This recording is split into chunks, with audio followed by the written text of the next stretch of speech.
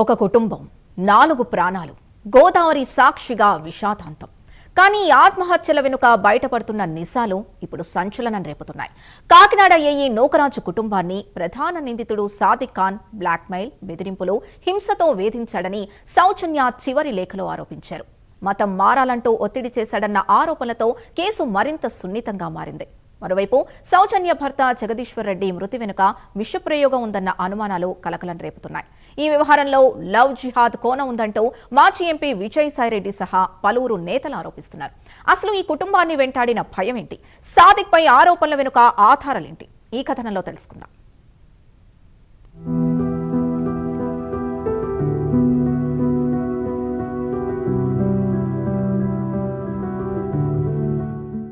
Kakinada AE Nookaraju కుటుంబం ఆత్మహత్య గుండెను కదిలిస్తోంది. నూకరాజు కుమార్తె సౌజన్య సూసైడ్ నోట్ ప్రతి ఒక్కరిని కంటతడి పెట్టిస్తోంది. చివరి క్షణాల్లో ఆమె రాసిన లేఖలో అక్షరాల కంటే భయమే ఎక్కువగా కనిపిస్తోంది. తన జీవితంలోకి సాదిక్ ఖాన్ ఎలా వచ్చాడు, వ్యక్తిగత విషయాలు ఎలా తెలుసుకున్నాడు, ఆ తర్వాత అవే విషయాలతో ఎలా బ్లాక్మెయిల్ ఆయుధాలుగా మార్చాడనేది సౌజన్య సూసైడ్ నోట్లో స్పష్టం చేసినట్టుగా పోలీసులు చెబుతున్నారు. ఎదురు తిరిగితే హింసించేవాడని, తన కుమారుడు రియాన్స్ను అడ్డు పెట్టుకుని బెదిరించేవాడని ఆరోపించారు. బిడ్డను కిడ్నాప్ చేస్తాన్న భయం, తండ్రికి హాని చేస్తాడనే హెచ్చరిక, తన చుట్టూ రక్షణ వలయం కాకుండా భయపు గోడ కట్టేస్తాయన్న భావన ఆమె చివరి లేఖలో కనిపిస్తోంది.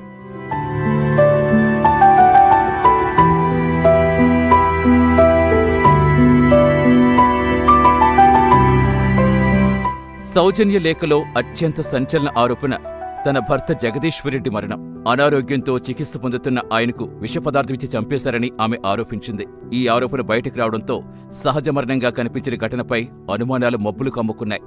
నిజంగా విషప్రయోగం జరిగిందా? జరిగితే ఏ రసాయనం ఉపయోగించారు? అది ఎక్కడి నుంచి వచ్చింది? దాన్ని ఎవరు సంపాదించారు? జగదీశ్వర్ శరీరంలో దాని ఆనవాళ్లున్నాయా? ఇవన్నీ ఇప్పుడు ఫోరెన్సిక్ ఆధారాలతో తేల్చాల్సిన ప్రశ్నలు.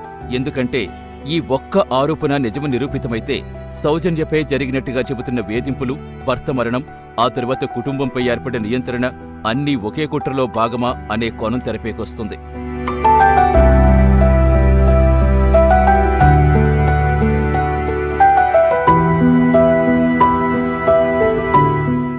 మతం మార్చుకోవాలని సాదిక్ తనపై ఒత్తిడి తెచ్చినట్టుగా సౌజన్య సూసైడ్ నోట్లో స్పష్టం చేసింది. ఇస్లాంలోకి మారడంతో పాటు వాటికి సంబంధించిన పుస్తకాలు చదివి నోట్స్ రాయాలని సాదిక్ నిత్యం వేధించేవాడని ఆరోపించింది. ఈ అంశాన్ని పోలీసులు దర్యాప్తులోకి తీసుకున్నారు. బలవంతపు మత మార్పిడికి ప్రయత్నం జరిగిందా అన్న దానిపై ఆధారాలు సేకరిస్తున్నారు. ఈ కోణంలోనూ పోలీసులు దర్యాప్తు చేస్తున్నారు.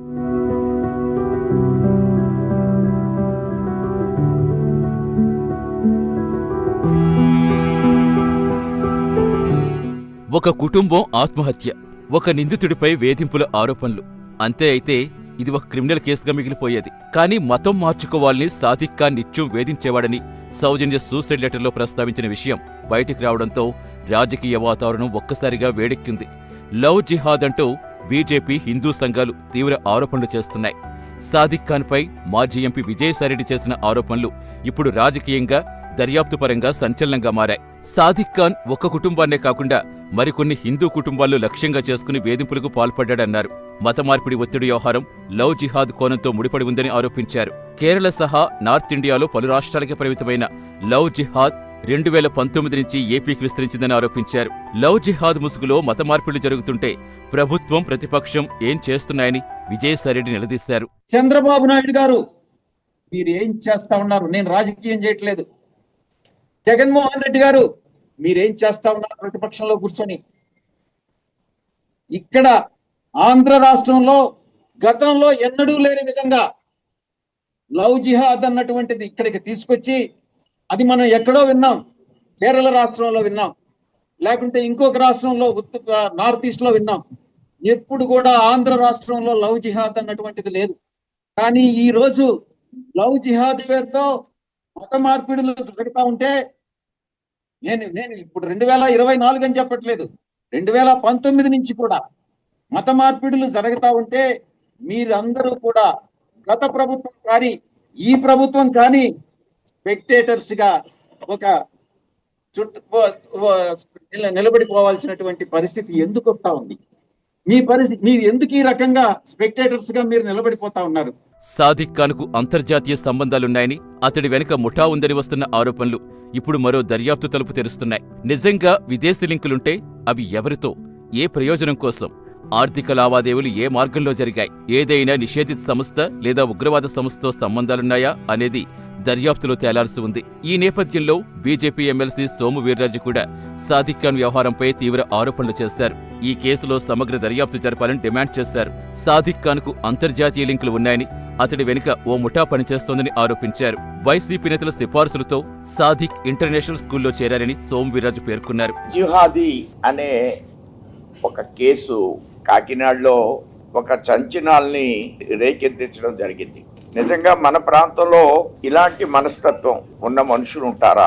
ఈ వ్యక్తిని వైఎస్ఆర్సీపీ కాకినాడ నాయకుల సిఫార్సుతో ఇంటర్నేషనల్ స్కూల్లో రైఫిల్ షూటింగ్ శిక్షకునిగా పనిచేస్తూ పరిచయం అయ్యాడు.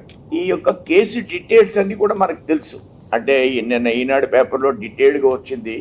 అయితే దీని మీద అంటే ఎవరైతే మనవడు బ్రతికి బయటపడ్డాడో వారింటికి సందర్శించడానికి వెళ్ళారు.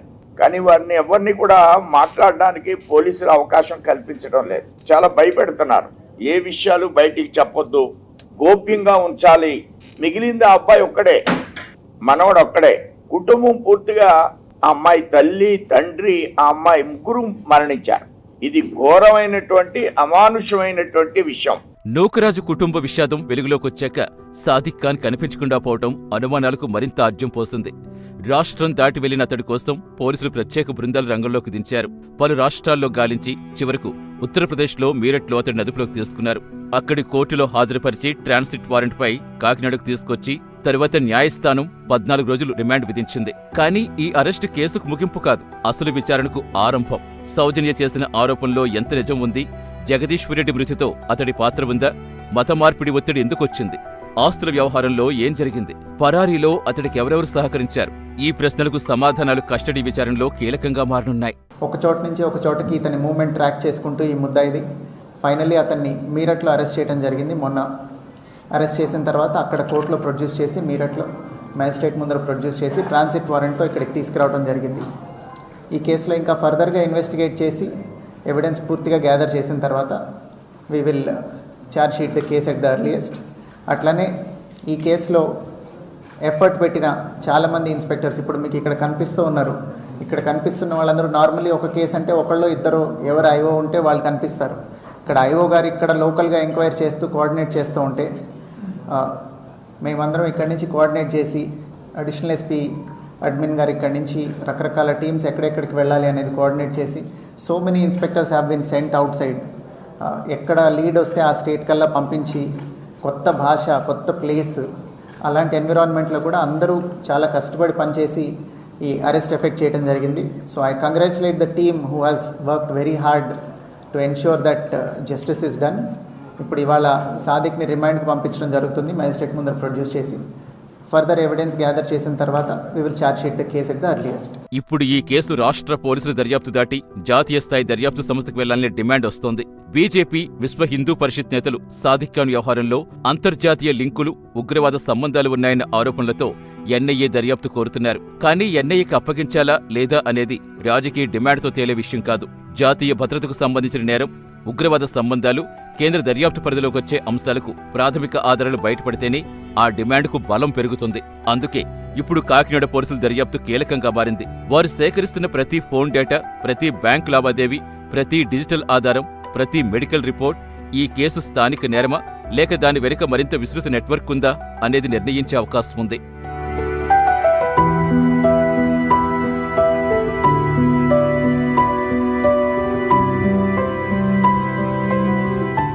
సౌజన్య చివరి లేఖ ఒక కుటుంబం అనుభవించిన భయాన్ని కళ్లక్కడుతోంది.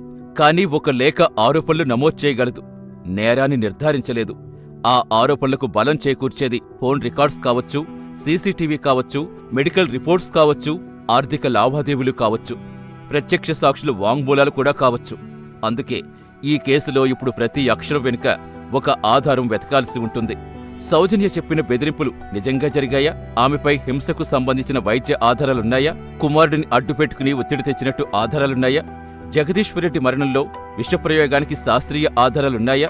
మత మార్పిడి ఒత్తిడికి సంబంధించిన సందేశాలు లేదా ఇతర సాక్ష్యాలున్నాయా? ఈ ప్రశ్నలకు ఒక్కొక్కటిగా సమాధానం దొరికినప్పుడే ఈ కేసు చీకటిలోంచి వెలుగులోకొస్తుంది.